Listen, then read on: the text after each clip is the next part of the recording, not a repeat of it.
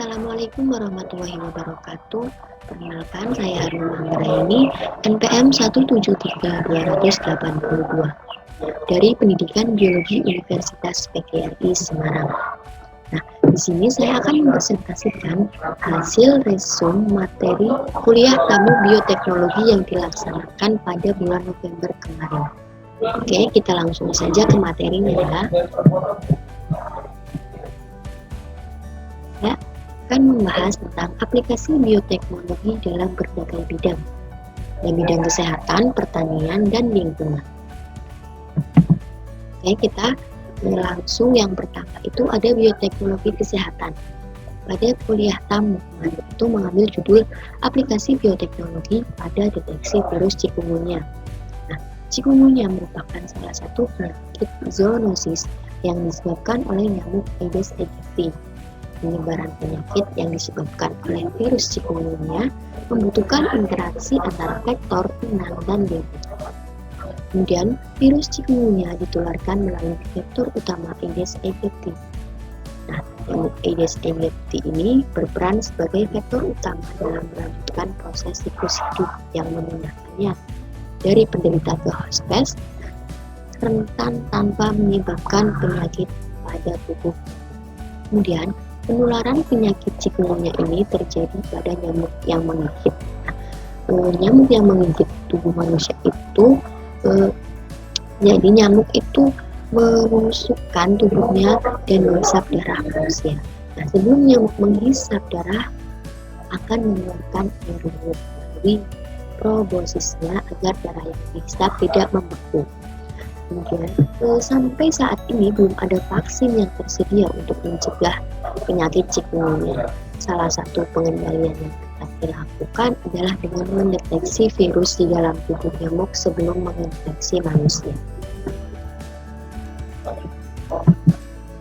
Nah, kemudian selanjutnya ini ada alphavirus dan falcivirus. Untuk alphavirus sendiri itu, dia melakukan replikasi di sitoplasma dan membentuk tunas di membran plasma. Sedangkan untuk flavivirus, dia melakukan replikasinya di sitoplasma, tetapi membentuk tunasnya itu di membran internal. Dan selanjutnya itu ada distribusi nyamuk vektor chikungunya. Nah, di sini chikungunya ini ditemukan pada Aedes spp yang dikoleksi dari berbagai wilayah di Indonesia, baik di Indonesia bagian barat, tengah, maupun timur. Untuk sebagian besar, sampel positif berasal dari hasil koleksi jentik. Hal ini menunjukkan bukti terjadinya penularan transovarian. Oke, selanjutnya kita lanjut ke bioteknologi pertanian. Nah, pada bioteknologi pertanian ini mengambil judul itu Plant Bioteknologi. Nah, untuk permasalahannya itu yang pertama, semakin meningkatnya populasi, semakin meningkat juga penyakit yang ada di dalam lingkungan tersebut. Kemudian semakin banyak penyakit yang meningkat, juga lahan pertanian itu akan semakin menyusut karena terjadi malnutrisi.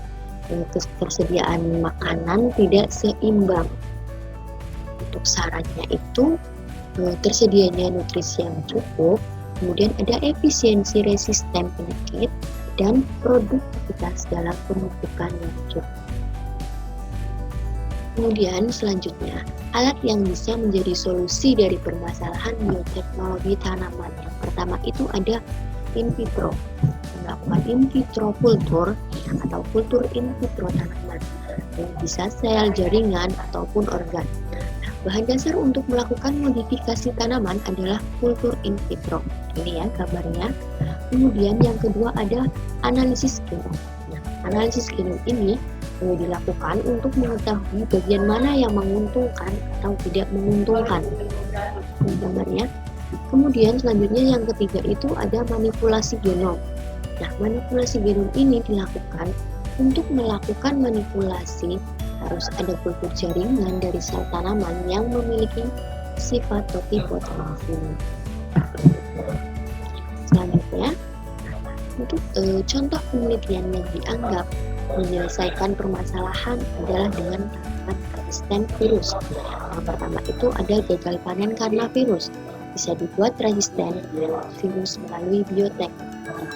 Kemudian contohnya itu ada resisten virus golden rice, pepaya, jagung tahan kering, dan pisang yang diperkaya dengan vitamin A.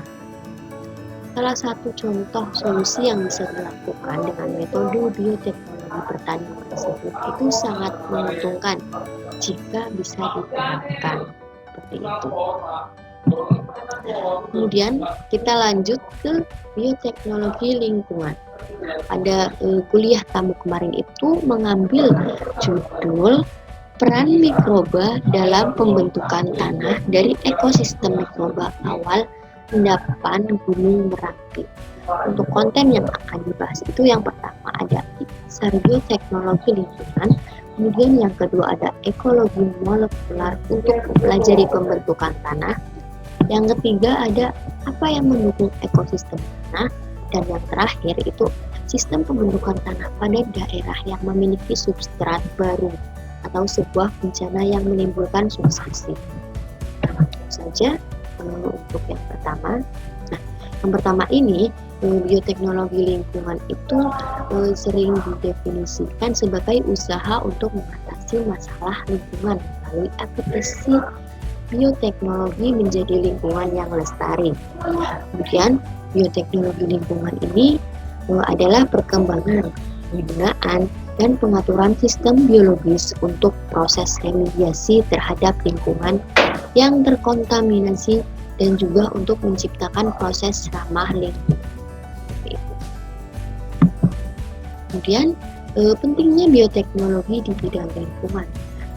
Yang pertama itu ada usaha untuk mengatasi polusi atau bioremediasi, di mana menggunakan makhluk hidup untuk menambah senyawa yang berbahaya bagi lingkungan menjadi senyawa yang ketika dibuang ke lingkungan menjadi aman.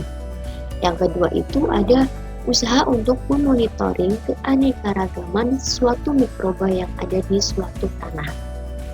Yang ketiga, untuk menciptakan sumber energi alternatif. Ekologi molekuler itu untuk mempelajari pembentukan tanah dan komunitas mikroba air limbah. Selanjutnya itu ada yang mendukung ekosistem tanah. Yang pertama itu tanah yang matang, atau bisa disebut dengan tanah yang subur, terbentuk dari tanah yang belum memiliki nutrisi dan melalui proses biogeokimia. Kemudian selanjutnya ada tanah yang terbentuk dari substrat baru atau erupsi Gunung Merapi, tidak memiliki nutrisi, karbon, dan nitrogen. Selanjutnya itu ada aspek pembentukan tanah. Aspek pembentukan tanah itu yang pertama karena ada faktor biogeokimia, yang kedua faktor produktivitas di dalam tanah, dan yang ketiga ada faktor keanekaragaman mikroba tanah. Selanjutnya proses pembentukan ekosistem mikroba pada tanah. Yang pertama itu kolonisasi mikroba pada substrat yang baru. Kemudian suksesi mikroba sebelum ada kolonisasi tanaman. Dan yang ketiga, suksesi mikroba setelah disuksesi oleh tanaman. Terima kasih, mungkin itu saja yang dapat saya sampaikan untuk resum materi kuliah tamu kemarin. Kurang lebihnya mohon maaf. Wassalamualaikum warahmatullahi wabarakatuh.